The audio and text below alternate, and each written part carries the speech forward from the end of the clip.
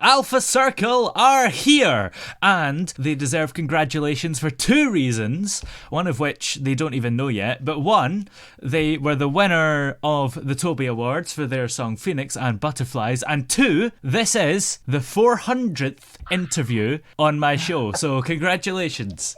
Thank you. Congratulations. It's an honour. It's an honour. Congratulations, Toby. Now, Alpha Circle's latest single, which you've just heard a little bit of, is called 1995, and it's out now.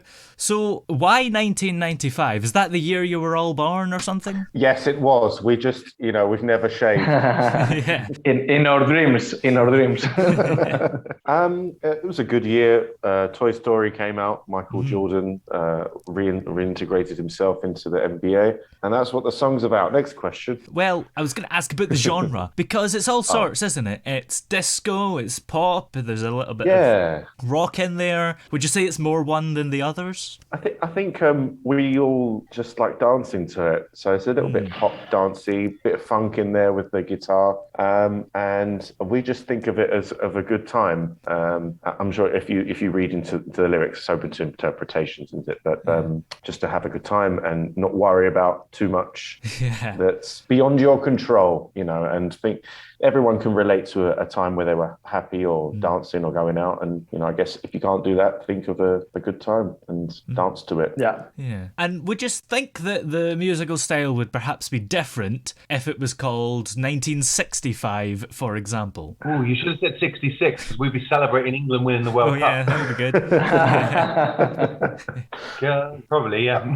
Yeah, it'd probably have more violins, less digital stuff. No, but I think it was just a number we decided on because it made us feel happy and it kind of fits musically, we think. So yeah. Well, originally Simon wanted 1985, but I thought, well, no one was born then in the band. 1995 sounds a bit... I was, yeah, but we wanted to look younger. Really? I guess. You're that old? What do you mean that's old? He's saying it like he's 10 years younger than I am, but we're all pretty much the same age. I'm the youngest, just pointing that out. I think you toyed at one point with the idea of using electric drums on this song. Did you go for that in the end? Because it doesn't sound like you did, but maybe you just did it very well. Well, that was Alberto and Lee's idea because they thought, we don't need Simon, so we'll just have an electric drum. But no, I don't know if you want to, Alberto, you want to mention our recording style, why we decided to use drums. Yes, it's possible. It was not necessary because the Simon drums are amazing or were amazing, and it was not necessary. Yeah. And how did the song itself actually come about? I mean, was it a collaborative effort in the writing process? Well, actually, it initially started with sort of the seed was Simon. Simon and I live very close to each other, so whenever we get inspired to start writing, we'll just say, hey, let's meet up and let's have a jam. So he came with an idea, and then Simon already had an idea of how he wanted songs to be, but then I just started doing crazy things like, whoa, Shut up, Lee, let's do some work. Yeah. And then from there, we get to Bertie, and then Bertie was like, all right, that sounds really good, but let's just play it an octave higher. Yeah. So then Germán, who's just joined the band as well, the bassist. Yeah. Now he's part of it, and he adds his flavour, and yeah, we don't know how we got there really, but we got there in the end. That's doing pretty well. It was fun. Yeah, I think it was you, Simon, that said last time about how the bass is important. So I take it you've made sure the bassist is good for this song. Well, we have experience sometimes without a bassist, and it's okay, but it just brings a whole new level to it, and not just in the recording sense, where as a drummer, I appreciate the bass, and the bass then interacts with the guitar, and then the voice just puts all the icing on the musical cake. Yeah. But I think live, not just for the music's sake, but the presence and the unity of the group, it helps us a lot, and we feel more secure with a bassist. And in our next concert, Germán will be there. Yeah. And I'm sure that might be one of your questions, so I don't want to ruin it. Well, were there any disagreements when you came up with the song at any point? Always. Yeah. We had an argument just before we started this interview. But I this mean- is a good thing because we have to put our opinions together, and finally we obtain the high result possible. That's a good point. It's a good point. Sorry, go on, Simon. I was going to say that everyone's opinions and the way they see everything helps to get to the best product. Yeah. But the only real opinion that counts is the percussion, because that's what leads the song. Yeah. Predictable, Simon. And I get the impression that you like to maybe make sure that your songs are perfect before releasing them, because, you know, it's a few months between the songs sometimes.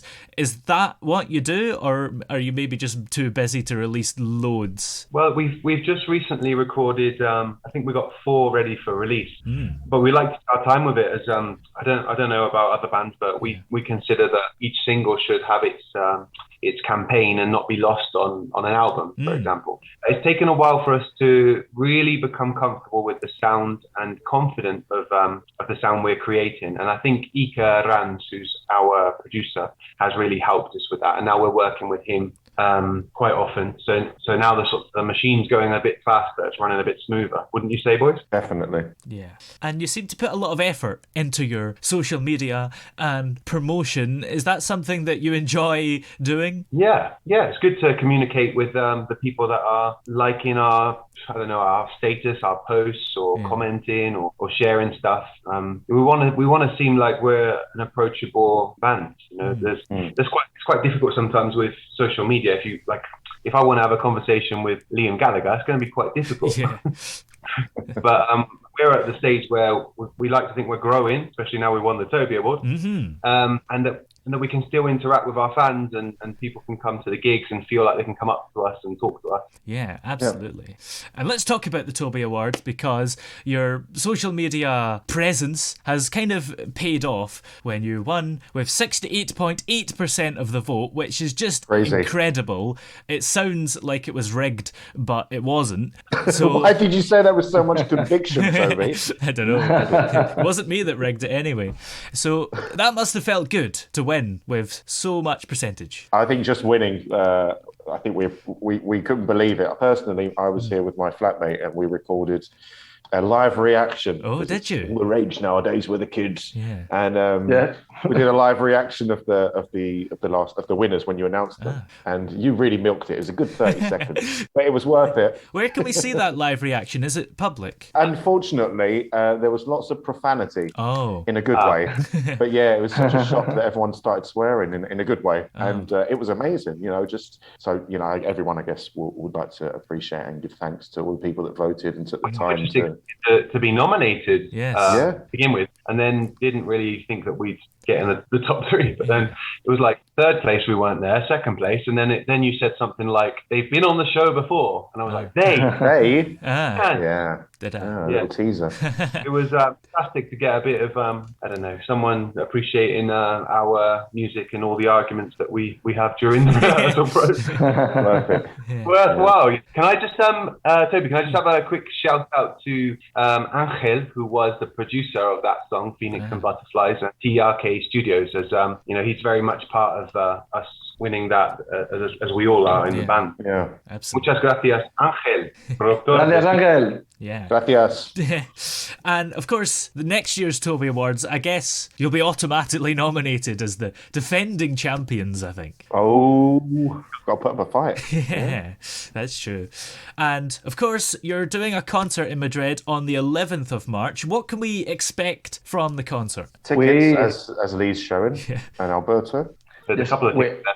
I think we have a good reaction of the people now, really early, and we are going to have a lot of people enjoying, I'm sure, and we are going to try to transmit a lot of emotion and good beats, and I think this is that you can expect. Yeah, and the gig is going to be videoed. Have I got that right? Yeah, that is right.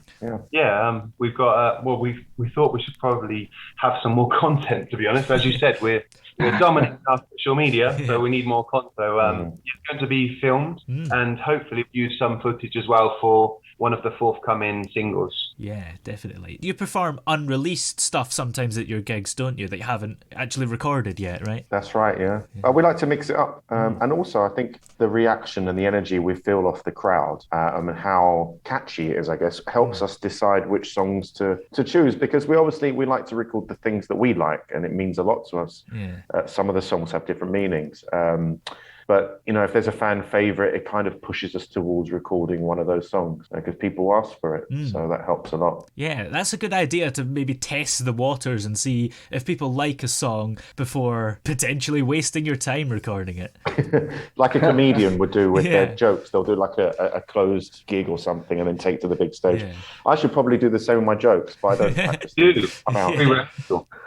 And how are things COVID-wise in Spain? I guess you're doing a gig, so they are obviously allowed, but, you know, is there any audience limits and things like that? I think is limited to 75%.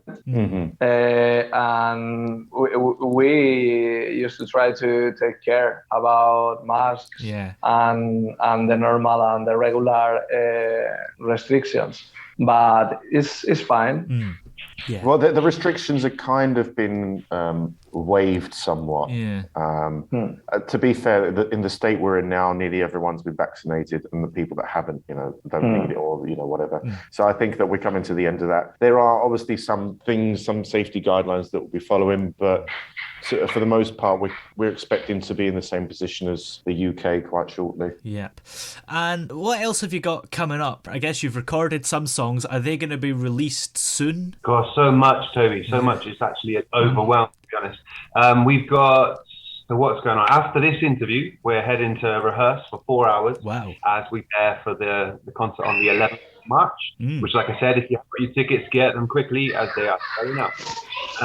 And also, I think that we have a remix of Circles, which is our most streamed song by DJ Moderno. Cool. Got that coming up. And then I think the songs that we've recorded with Iker Arranz probably will be releasing one a month. Touring coming out in April. This is all we don't know. Everything's up in the air because we've also got the possibility of perhaps going to South Korea if COVID allows it to work with another company that is actually called Alpha Circle, and hopefully do some sort of joint partnership together as they make videos for the metaverse. So that could be insane. Very cool. Yeah. And aren't you glad you called the band Alpha Circle instead of another letter of the Greek alphabet like Omicron Circle? Omicron. Well, we did actually, we thought about that and thought, well, if they were going to name something, it's true. Yeah. Now, as the single's called 1995, we're going to have a bit of fun here and have a little 1995 quiz. But there's a twist. Ooh. You're only allowed to say completely wrong answers, okay? Okay. Naturally. It will come naturally, Toby. Yeah. So, first of all, Alberto, who was the British Prime Minister in 1995? Oh, no. Tony Blair. No. Remember, wrong answers, okay? Only wrong answers, okay. Right, Lee. Pop star Dua Lipa was born in 1995. Name one of her hit songs. Delilah? One of her lesser known ones, I think.